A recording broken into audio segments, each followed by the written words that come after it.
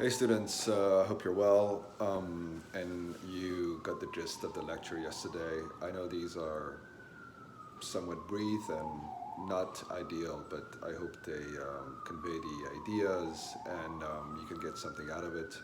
Again, if you have any questions concerning the lecture, please post them on the discussion board and I'm happy to answer them. I think that everybody would benefit from these answers, or even articulate a question is important enough. It's important in this stage, even though it's not as dense as the Homeric epics, there are still a couple of ideas that are interesting and worth examining or exploring as we go through.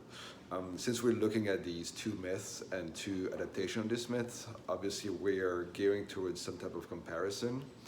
And as I pointed out when some of you were writing your essays comparing two characters, whether it were women or whether it were male heroes, it's important not to think about these myths or these characters as distinct and individual from each other. It's better to think of them as part of a greater system and to look at the ways in which they're similar and the ways in which there's similarities and sometimes their difference help us understand the bigger picture of this myth and storytelling in general and the ideas or ideologies we encounter in them via certain themes. So I posted the sort of lecture online, but I'm just going to go over the monomyth, the 12 stages of the monomyth for the myth of Theseus here in the video. So the myth of Theseus is particularly different from the myth of Perseus in its structure. The ways in which Hamilton recounts it is rather some type of a sprawling story. It doesn't seem there is any particular ending or any particular quest. It seems like it's a series of mini quests, and it ends rather anticlimactically with a death of Perseus, and we don't know why. So one way to address that, and it could be in the ways in which Hamilton chooses to recount it, it could be in the source of the myth itself, but one way in which we're trying to make sense of this myth is of course by using the structures that are available to us. And this idea of the monomyth is that it gives us a structure that we can automatically make sense out of. Since we've already looked at two stories through it, we can try to see what particular portion of Theseus' story fits into that structure. So sometimes, because in this case in particular, because Theseus' myth is made of these multiple mini-stories, it could be helpful to identify one major sort of journey. And the ways in which Theseus is remembered mostly in popular culture is through his encounter with a Minotaur. And sometimes you actually find references to Theseus in relation to the Minotaur. The ways in which Perseus is associated with Medusa, Theseus is associated with the Minotaur. So one way to go about this is perhaps not to try to find a beginning, i.e. the ordinary world, but what to identify the ordeal. In this case, the ordeal for the myth of Theseus is his encounter with a Minotaur. From there on, we can try to sort of hypothesize and try to build a story around it. So if we take the Minotaur as the ordeal, then the ordinary world would be that of Theseus with his father Aegeus in Athens. So this happens right after the prelude, which is Theseus being born, being brought up by his mother, away from Athens, and then him sort of passing the rite of initiation that allows him to go and meet his father in Athens.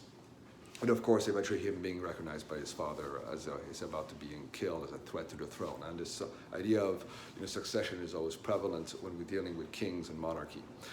So he's in Athens with his father, and of course the time of the tribute has come. And for those of you who have seen the Hunger Games, the idea of the tribute, the idea of a tyrannical centered power that exerts subjugation towards the periphery is taken from the myth of Theseus. And of course, Theseus, already having established himself as a hero by defeating the bandits on his way to Athens, takes up the task of defeating the Minotaur.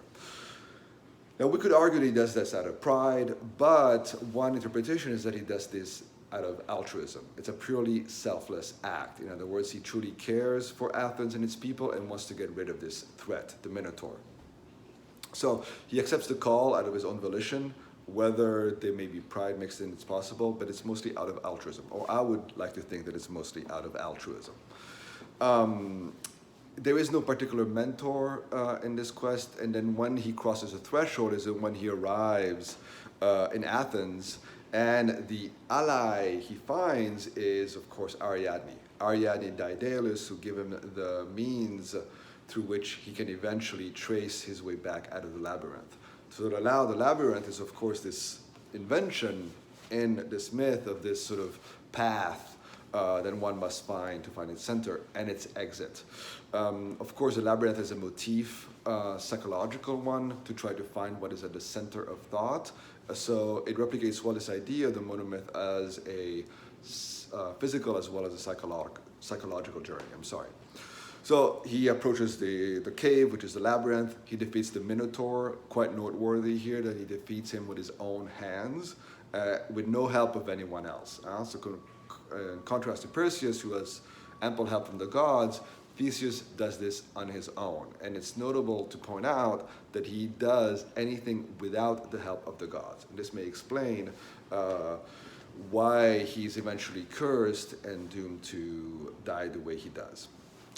On the road back, there's an interesting event, right? There are two interesting events on the road back. Yes, the reward may be Ariadne, and then he loses her, depending on what part of the story of Hamilton you want to believe, whether he forgets about her or whether he cannot rescue her. This is up to grabs, and unfortunately doesn't make much sense for us to understand Theseus as a character. But what he does is that he forgets to hoist the wide sail to indicate that he's made it back safely from his quest, and which precipitates the death of King Aegeus, and he commits suicide by jumping off the cliff. Of course, as the son of the king, he becomes king instead of the king, but this is not him, and this is where he comes to his epiphany and to the resurrection. And he realizes that in order to truly be free, in actual what I mean is that in order for Athens to truly be free, to free Athens of tyranny, the tyranny of Minos, who exerted, of course, the necessity of the tributes, is to get rid of the system that allows for such tyranny. And the system that allows for such tyranny is the monarchy, because it's a totalitarian regime that puts all the power in the hands of one person. And Theseus doesn't want to be that person. He recognizes that perhaps the problem for equality of all and freedom for our individuals and Athenians is in the root of the governmental system. And hence the elixir that he finds out in his resurrection, when he's reborn not as king, but as sort of hero of Athens, is when he establishes the democratic commonwealth in Athens and ends the monarchy. So there are a couple of consequences because of that. Of course, the story says that, now he's free to go on his adventures, but I would like to see that as a sort of defiance to the gods, in the sense that the monarchical system, the authoritarian system of monarchy, replicates that of the gods in Olympus, with Zeus being the gods of gods, and of course the gods ruling over men. And it can be seen as an act of defiance, whether it's conscious on the part of Theseus or unconscious. And I think Hamilton thinks, or perhaps if you read Hamilton, you think it's more unconscious than conscious. And that goes well with the ideas of archetypes forward by Jung. Is that most of his journeys are in defiance of his gods. For example, when he goes down the underworld with his buddy, and then he's of course under terror of forgetfulness, he needs to be rescued. So there's a series of defiances from him and his family to the gods, which may have precipitated the death of his family and himself, his wife and son, etc., etc. So one thing that we can retain from this is that although it begins as, of course, a journey to discovery of the self, it ends up being, or it follows, a man versus monster conflict, the Minotaur. And the Minotaur is a particular monster as this half man, half bull figure, and he symbolizes the brutality in humanity. And because he is Minos's son, one could interpret that the brutality of humanity rests on these sort of totalitarian forms of government, which is the monarchy, and hence the reason why Theseus gets rid of it. But nonetheless, Theseus' defiance to the monarchy and as a champion of democracy doesn't sit well with the gods. So there is this sort of tension that we see all throughout his myth, which eventually going to become more prominent as we go through the semester, which is, I point out earlier in my lecture on Clash of the Titans, which is a predominant theme also in that film. And as you'll see, as you'll watch the adaptation, it's also a predominant theme in the adaptation of the myth of Theseus, Immortals. Well, if you have any questions, please post them in the discussion board. I wish you well. Contact me if you have any personal issues, and I will talk to you soon.